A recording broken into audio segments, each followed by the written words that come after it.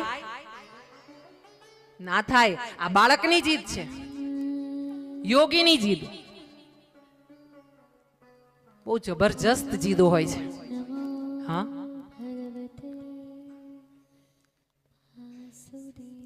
અને અહીંયા માતાજીએ જીદ કરી છે.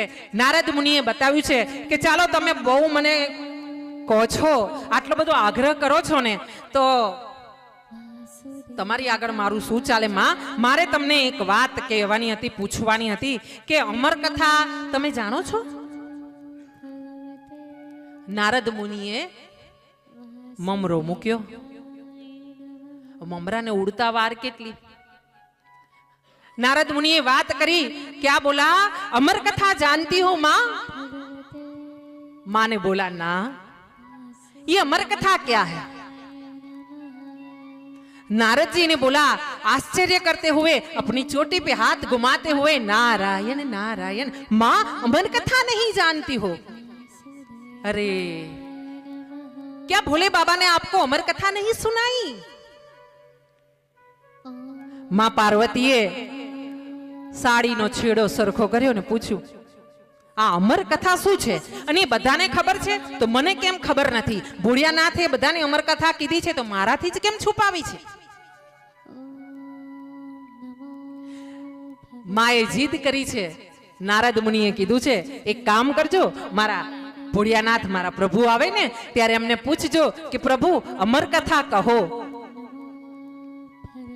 નારદ મુનિ બધાના દેવર્ષિ ગુરુ છે, એમણે ચાવી માને આપી દીધી છે. પોતે પોતાના રસ્તે નારાયણ નારાયણ કરતા નીકળી ગયા છે. સ્વર્ગલોક તરફ નારાયણના ચરણોમાં જઈને બેઠા છે અને ત્યાં બેઠા બેઠા પછી આ નાટક જોવા માટે તૈયાર થયા છે. આ તરફ ભોળિયાનાથ ધ્યાન ધરીને ઊભા થયા છે, ત્રિશૂળ લીધું છે, ડમરું લીધું છે અને પોતે આવીને ગુફાના દ્વાર પર ઊભા છે. રોજ તો દેવી જ્યારે પણ ભોળિયાનાથ આવે ત્યારે જળ લઈને આવે ગંગાજીનું અને પ્રભુના ચરણને ધોવે, પોતે દર્શન કરે, ચરણામૃતને માથે લગાવે અને પછી પ્રણામ કરીને પ્રભુને અંદર લે અને પછી એમની સાથે સ્મિત કરીને મીઠી મીઠી વાતો કરે. આજે એવું બન્યું છે કે માતાજી જે જગ્યા પર બેઠા છે ને ત્યાંથી ઊભા નથી થયા. ભોળિયાનાથ દ્વાર પર ગુફાના આવી ગયા છે. એમણે જોયું છે કે આજે કંઈક જુદું છે. એમણે ત્રિશૂળને જોરથી શિલા પર મૂક્યું છે. માએ ધ્યાન નથી આપ્યું.